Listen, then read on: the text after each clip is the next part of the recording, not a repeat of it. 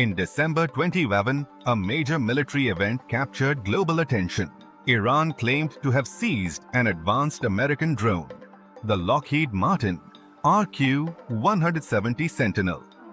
This drone was on a covert CIA mission over Afghanistan when it reportedly crashed or was downed in Iranian airspace. Iran showcased video footage of the recovered aircraft. It looked remarkably similar to the sophisticated RQ-170, designed to evade radar detection.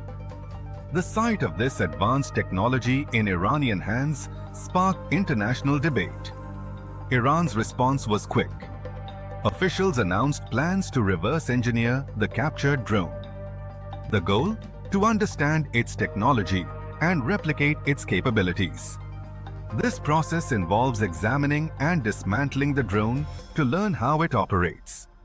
Over the years, Iran revealed several homegrown drones that reportedly drew inspiration from the RQ-170. These developments have been crucial in their ongoing military engagements, particularly against the US. Meanwhile, the cycle of military innovation took an interesting turn. US military officials disclosed that American forces have deployed a drone called Lucas. This drone was inspired by an Iranian aircraft captured during operations. The US engineers studied the Iranian drone's design and systems closely. They dismantled it to gain insights, then created a modified drone suitable for American use. This led to the birth of Lucas, an affordable, effective attack drone for modern combat. This situation illustrates a striking reality. Iran's capture of the RQ-170 contributed to developing their drones, like the Shahed 136.